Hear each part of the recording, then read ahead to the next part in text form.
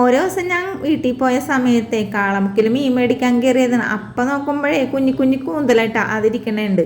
അങ്ങനെ ഞാൻ എന്ത് ചെയ്ത് അത് കുറച്ച് വാങ്ങിച്ചിട്ടാ. സാധാരണ ഞാൻ കടയിൽ കൂന്തൽ റോസ്റ്റ് ഒന്നും കൊടുക്കാറില്ല, വേറെ ഒന്നുമല്ല, ചേച്ചിയും അനിയത്തിയൊന്നും ക്ലീൻ ചെയ്തല്ലോ, ഇത് ഞാൻ തന്നെ ക്ലീൻ ചെയ്ത് കട്ട് ചെയ്തിട്ടൊക്കെ വേണം കറി വെക്കണേ.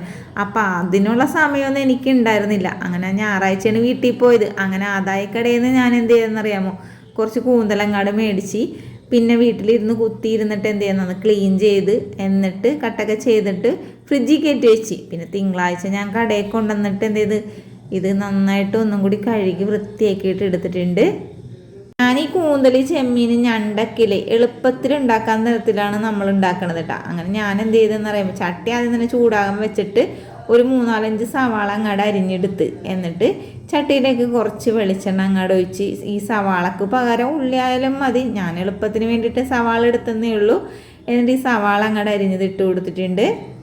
ഇതിൽ ഞാൻ ഇഞ്ചി വെളുത്തുള്ളി പേസ്റ്റല്ല ചേർക്കണത്, വെളുത്തുള്ളി ഇഞ്ചി അരിഞ്ഞിട്ടാണ് ചേർക്കണം. അപ്പോൾ അതുകൊണ്ടിട്ട് അരിഞ്ഞൊന്നും ഉണ്ടായിരുന്നില്ലല്ലോ. അങ്ങനെ ഞാൻ സവാള വഴണ്ടതിൻ്റെ ഇടയിൽ വെളുത്തുള്ളി അരിഞ്ഞെടുത്തിട്ടുണ്ട്, പിന്നെ ഇഞ്ചിയും കൂടി അരിഞ്ഞെടുത്തിട്ടുണ്ട്. അത് രണ്ടും കൂടി ഇട്ടതിന് ശേഷം പച്ചമുളക് ചേർത്ത് കൊടുത്ത് പിന്നെ അതിൻ്റെ ഇടയിൽ മഞ്ഞൾപ്പൊടി ഇട്ട് കൊടുത്ത് പിന്നെ ആവശ്യത്തിനുള്ള മുളക് പൊടി ചേർത്ത് കൊടുത്തിട്ടുണ്ട്. ഇനി ഇതിലേക്കില്ലേ കുറച്ച് മല്ലിപ്പൊടിയും കൂടി ചേർത്ത് കൊടുത്തിട്ടുണ്ട്. പിന്നെ കുരുമുളക് പൊടി മീറ്റ് മസാല ഉണ്ട് നമ്മളിതിലേക്ക് ചേർത്ത് കൊടുത്തേക്കണത്. പിന്നെ ആവശ്യത്തിനുള്ള ഉപ്പും കൂടി ചേർത്ത് കൊടുത്തിട്ടുണ്ട്. അങ്ങനെ എല്ലാം കൂടി ഇളക്കി കൂട്ടി നിന്നപ്പോഴേ ഇതിൽ വെളിച്ചെണ്ണയുടെ ഇച്ചിരി കുറവ് പോലെ എനിക്ക് തോന്നിച്ചിട്ടാ. അങ്ങനെ ഞാൻ എന്ത് ചെയ്തെന്നറിയാമോ, കുറച്ച് വെളിച്ചെണ്ണയും കൂടി അങ്ങോട്ട് ഒഴിച്ചു കൊടുത്ത് അതിൻ്റെ ഒപ്പം തന്നെ ഒരു 2 തക്കാളി അരിഞ്ഞതും കൂടി ചേർത്ത് കൊടുത്തിട്ടുണ്ട്. പിന്നെ കഴുകി വൃത്തിയാക്കി വെച്ചേക്കണം കൂന്തൽ ഈ റോസ്റ്റിന് ഞാൻ മേടിക്കുമ്പോഴേ വലിയ മുതുക്കം കൂന്തലില്ലേ, അങ്ങനത്തെ കൂന്തൽ എനിക്ക് ഇഷ്ടമല്ല കേട്ടോ. അത് റബ്ബർ ബാൻഡ് പോലെ ഇരിക്കും വേവിച്ചാലും. ഈ ഇളയ പോലത്തെ കൂന്തൽ കുഞ്ഞു കുഞ്ഞു കൂന്തൽ അതാകുമ്പോൾ നല്ല ടേസ്റ്റ് ആയിരിക്കും, മസാലയും പിടിച്ചിട്ട് പെട്ടെന്ന് വെന്തും കിട്ടും കേട്ടോ. ഞാൻ കുറച്ച് കറിവേപ്പിലയും കൂടി ചേർത്ത് കൊടുത്തതിന് ശേഷം എല്ലാം കൂടി ഇളക്കി കൂട്ടി എടുത്തിട്ടുണ്ട്. ഞാനിതിന് എന്തെന്നാണ് വെള്ളമൊന്നും വെച്ച് കൊടുക്കണില്ല കേട്ടോ. കാരണം എന്താണെന്ന് വെച്ചാൽ ഈ കൂന്തലിൽ നിന്ന് വെള്ളം നന്നായിട്ട് അങ്ങോട്ട് ഇറങ്ങി വരും. അപ്പോൾ അതുകൊണ്ട് വെള്ളം ഒഴിക്കേണ്ട കാര്യമൊന്നുമില്ല. അപ്പം നമ്മൾ ഇത് ചട്ടിയിൽ വെച്ചിട്ട് തന്നെ വേവിച്ചെടുക്കണം. ചില ആൾക്കാർ കുക്കറിലൊക്കെ ഇട്ട് വേവിക്കണ കാണാം, പക്ഷേ എനിക്കത് ഇഷ്ടമല്ല കേട്ടോ കുക്കറിലിട്ട് കൂന്തൽ വേവിച്ചെടുക്കുന്നത്. അങ്ങനെ കുറച്ച് സമയം വേവിച്ചപ്പോഴേക്കും നമ്മുടെ വെള്ളമൊക്കെ ഇറങ്ങി വന്നിട്ടുണ്ട്. അപ്പോൾ ഇതിലേക്ക് കുറച്ച് തേങ്ങാക്കൊത്തും കൂടി ചേർത്ത് കൊടുക്കാമെന്ന് ഓർത്ത്.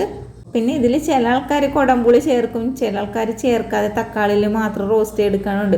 പക്ഷെ ഞാനിതിലേക്ക് ഇച്ചിരി കോളം എന്ത് ചെയ്യുന്നറിയാമോ, വാളംപുളി പിഴിഞ്ഞ് വെള്ളം കൂടി ഒഴിച്ചു കൊടുത്ത് എന്നിട്ട് പിന്നെ മൂടി വെച്ചിട്ടൊന്നും വേവിച്ചില്ല. ഇതേപോലെ വെള്ളമൊക്കെ വറ്റിച്ച് റോസ്റ്റ് രൂപത്തിലാക്കി എടുത്തിട്ടുണ്ട്. അങ്ങനെ പറഞ്ഞും പിടിച്ചും വന്നപ്പോഴേക്കും നമ്മൾ അടിപൊളി ടേസ്റ്റുള്ള കൂന്തൽ റോസ്റ്റ് ഇവിടെ റെഡി ആയിട്ടുണ്ട്. നല്ല രസമുണ്ടായിരുന്നു ഇങ്ങനെ ഉണ്ടാക്കിയിട്ടുണ്ടെങ്കിൽ.